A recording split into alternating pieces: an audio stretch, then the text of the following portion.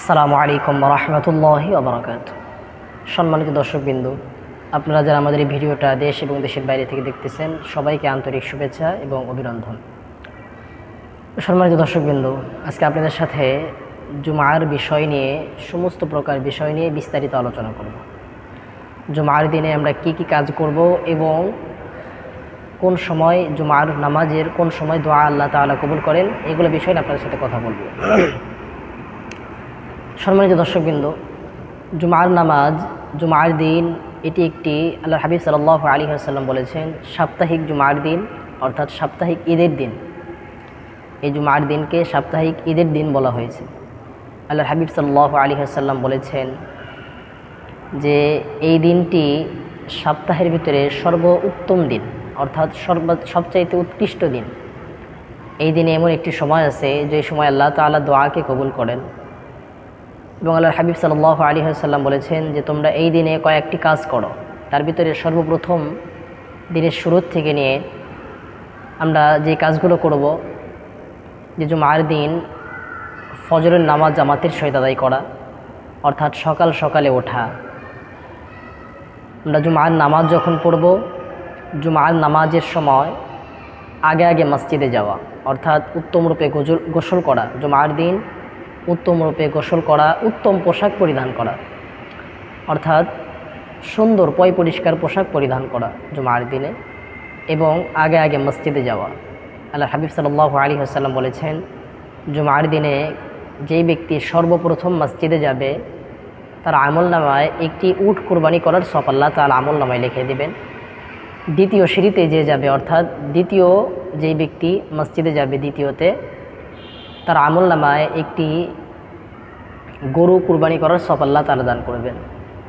তৃতীয় নাম্বার যে যাবে তার তৃতীয় নাম্বার যে যাবে, প্রথম নাম্বারে যে যাবে তার আমলনামায় উট কুরবানি দেওয়া হবে, সওয়াব দান করা হবে। দ্বিতীয় নাম্বারে যে যাবে তার আমলনামায় গরু কুরবানি দেওয়ার সওয়াব দান করা হবে। তৃতীয় নাম্বার যে যাবে তার আমলনামায় দুম্বাহ কুরবানি করার সওয়াব দান করা হবে। এইভাবে লাস্ট পর্যন্ত যে আসবে তার আমলনামায় একটি ডিম কুরবানি করার সওয়াব দান করা হবে। সেজন্য আমরা সকলেই চেষ্টা করব যে আমরা আগে আগে মসজিদে যাব এবং ইমাম সাহেবের মেম্বার বরাবরই বলবো। ইমাম সাহেব যখন খুতবা দেবে তো মনোযোগ সহকারে খুতবা শ্রবণ করব এবং নামাজ পড়ব। নামাজ পড়ার পরে আমরা ফরজ নামাজ 2 রাকাত ফরজ নামাজ আদায়ের পরে 4 রাকাত সুন্নাত নামাজ আদায় করে তারপরে আমরা বাহির হব মসজিদ থেকে। তো এই জুমার দিন আল্লাহর হাবিব সাল্লাল্লাহু আলাইহি ওয়াসাল্লাম হাদিস শরীফের ভিতরে আরও ইরশাদ করেন যে কোনো ব্যক্তি যদি আসরের নামাজের পরের থেকে নিয়ে মাগরিবের নামাজের আগ পর্যন্ত এই সময়ে, অর্থাৎ আসরের নামাজ পড়ে তার জায়গা থেকে স্থান পরিত্যাগ না করে একটি দরুদ শরীফ পড়ে, কোনো ব্যক্তি যদি এই দরুদ শরীফটা 80 বার তেলাওয়াত করতে পারে, তো আল্লাহ তাআলা ওই ব্যক্তির 80 বছরের গুনাহ মাফ করে দেবে এবং 80 বছর ভরপুর নেক আমল দিয়ে তার জিন্দেগি পুরো করে দেবে। অর্থাৎ আসরের নামাজের পরে কোনো ব্যক্তি যদি এই দরুদ শরীফটা 80 বার তেলাওয়াত করে, কারোর সাথে কথা না বলে, তো ওই ব্যক্তির আমল নামায় 80 বছরের গুনাহ মাফ হবে এবং 80 বছরের নেক আমল করার সওয়াব আল্লাহ তাআলা দিয়ে দেবে। তো সেই দরুদ শরীফটা কি? সেই দরুদ শরীফটা হচ্ছে এই, আল্লাহুম্মা সাল্লি আলা মুহাম্মাদিন নাবিয়্যিল উম্মিয়্যি ওয়া আলা আলিহি ওয়া সাল্লিম তাসলিমা। আল্লাহুম্মা সাল্লি আলা মুহাম্মাদিন নাবিয়্যিল উম্মিয়্যি ওয়া আলা আলিহি ওয়া সাল্লিম তাসলিমা, অথবা আল্লাহুম্মা সাল্লি আলা সাইয়্যিদিনা মুহাম্মাদিন নাবিয়্যিল উম্মিয়্যি ওয়া আলা আলিহি ওয়া সাল্লিম তাসলিমা। এই দরুদ শরীফটা যে ব্যক্তি আসরের নামাজের পরে 80 বার তেলাওয়াত করবে, তো আল্লাহ তাআলা ওই ব্যক্তির 80 বছরের নফল ইবাদত করার সওয়াব দান করবে এবং 80 বছরের গুনাহ আল্লাহ তাআলা মাফ করে দেবেন। এবং এই আসরের পরের থেকে নিয়ে মাগরিবের আগ পর্যন্ত আল্লাহ তাআলা জুমার দিনে বান্দার দোয়াকে কবুল করেন। সেজন্য আমরা সকলেই চেষ্টা করব আমাদের যে কোনো প্রয়োজন, যে কোনো হাজত, তো এই আসরের নামাজ পড়ে এই দরুদ শরীফটা পড়ার পর আল্লাহ তাআলার কাছে দোয়া করব ইনশাআল্লাহ। তো সম্মানিত দর্শকবৃন্দ, এই জুমার দিন এটি গুরুত্বপূর্ণ দিন, এটি বান্দার নেক আমলের দিন এবং এই জুমার রাত্রি, অর্থাৎ বৃহস্পতিবার সারাদিন পরে যে রাত্রটা আসে, শুক্রবারের রাত্রি, জুমার রাত্রি, ওই রাত্রিতে আল্লাহ তাআলা বান্দার দোয়াকে কবুল করেন। তো আমরা সকলেই চেষ্টা করব যে জুমার রাত্রিতেও বেশি বেশি নেক আমল করার চেষ্টা করব।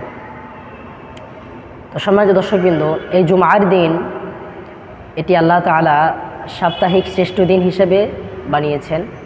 তো আমরা এই জুমার দিনে আরেকটি আমল আছে, যে আমলটি যদি কোনো বান্দা করে তাহলে আল্লাহ তাআলা ওই ব্যক্তিকে দাজ্জালের ফিতনা থেকে হেফাজত রাখবে। সেটি হচ্ছে, আমরা যারা কোরআন তেলাওয়াত জানি, এই জুমার নামাজে আমরা সূরাতুল কাহফ সূরা তেলাওয়াত করব। অর্থাৎ এই সূরাটা হচ্ছে 15 পাড়ায় অবস্থিত আছে। 15 পাড়ায় 12 নম্বর পৃষ্ঠা থেকে এই সূরাটা শুরু হয় এবং 16 পাড়ার 3 নম্বর পৃষ্ঠা পর্যন্ত শেষ হয়।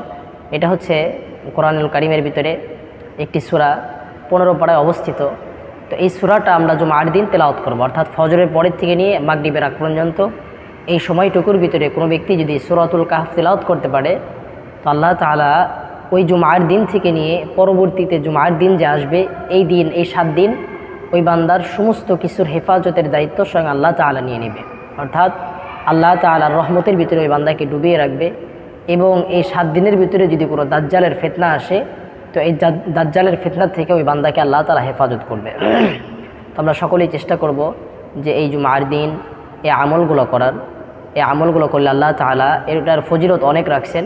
আল্লাহ তাআলা আমাদেরকে জুমার দিনে উত্তম রূপে পবিত্রতা অর্জন করে যে নেক আমলগুলোর কথা বলা হইল, এই নেক আমলগুলো আমরা যথাযথভাবে আদায় করার চেষ্টা করব। আল্লাহ তাআলা আমাদেরকে সকলকেই এই নেক আমলগুলো করার তৌফিক দান করুক। আমিন। আসসালামু আলাইকুম ওয়া রাহমাতুল্লাহি ওয়া বারাকাতুহু। আল্লাহু আকবার। সুবহানাকা আল্লাহুম্মা বিহামদিকা ওয়া তাবারাকা ইসমুকা ওয়া তাআলা জাদ্দুকা ওয়া লা ইলাহা গায়রুকা। আউযু বিল্লাহি মিনাশ শাইতানির রাজীম। বিসমিল্লাহির রহমানির রহিম। আলহামদুলিল্লাহি রাব্বিল আলামিন আর রহমানির রহিম মালিকি ইয়াউমিদ্দিন। ইয়্যাকা না'বুদু ওয়া ইয়্যাকা নাস্তাঈন। ইহদিনাস সিরাতাল মুস্তাকিম সিরাতাল লাযীনা আন'আমতা আলাইহিম গায়রিল মাগদুবি আলাইহিম ওয়ালাদ-দাল্লিন। আমিন। বিসমিল্লাহির রহমানির রহিম।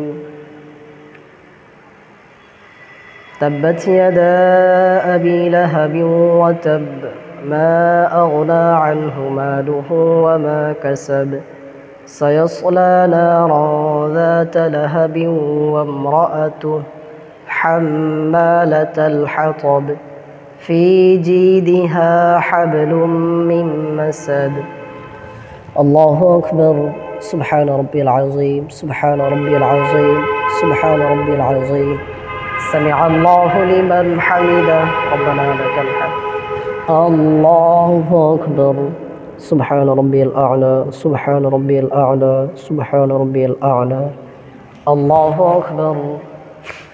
الله أكبر. سبحان ربي الأعلى. سبحان ربي الأعلى. سبحان ربي الأعلى. الله أكبر. بسم الله الرحمن الرحيم. الحمد لله رب العالمين الرحمن الرحيم مالك يوم الدين. إياك نعبد وإياك نستعين. اهدنا الصراط المستقيم صراط الذين أنعمت عليهم غير المغضوب عليهم ولا الضالين. آمين. بسم الله الرحمن الرحيم.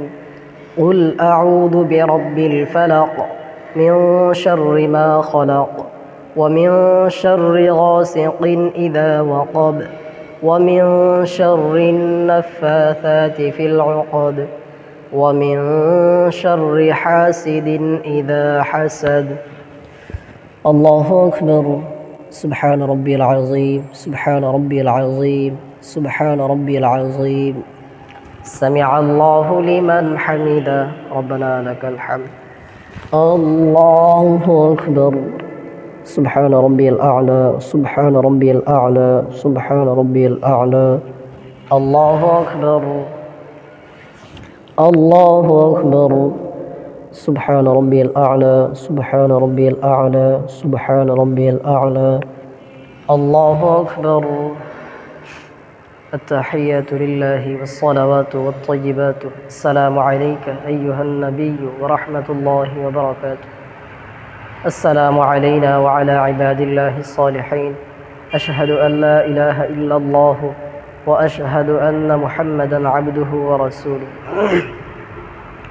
اللهم صل على محمد وعلى آل محمد كما صليت على إبراهيم وعلى آل إبراهيم إنك حميد مجيد اللهم بارك على محمد وعلى آل محمد كما باركت على إبراهيم وعلى آل إبراهيم إنك حميد مجيد اللهم إني ظلمت نفسي ظلما كثيرا ولا يغفر الذنوب إلا أنت فاغفر لي مغفرة من عندك وارحمني إنك أنت الغفور الرحيم السلام عليكم ورحمة الله السلام عليكم ورحمة الله সম্মানিত দর্শকবৃন্দ, এইভাবে ইনশাআল্লাহ আমরা 2 রাকাত জুমার ফরজ নামাজ আদায় করব। আর আমরা যারা নামাজ কোনো কারণবশতে অর্থাৎ অসুস্থতার দরুন অথবা কোনো কারণবশতে যদি জুমার নামাজকে পরিত্যাগ করি, মসজিদে যদি না যেতে পারি, তাহলে আমরা জোহরের 4 রাকাত ফরজ নামাজ আদায় করে নেব। বাসায় একাকী জুমার নামাজ আদায় করব না, জোহরের 4 রাকাত ফরজ নামাজ আদায় করব। আর আমরা মা বোনেরা যারা আছি তারা বাসায়, তাদের তো কোনো জুমার নামাজ নেই, তারা বাসায় পূর্বের নাই 4 রাকাত জোহরের ফরজ নামাজ আদায় করবে। আল্লাহ তাআলা আমাদেরকে সহি শুদ্ধভাবে আমল করার তৌফিক দান করুন, আমিন। আসসালামু আলাইকুম ওয়া রাহমাতুল্লাহি ওয়া বারাকাতুহু।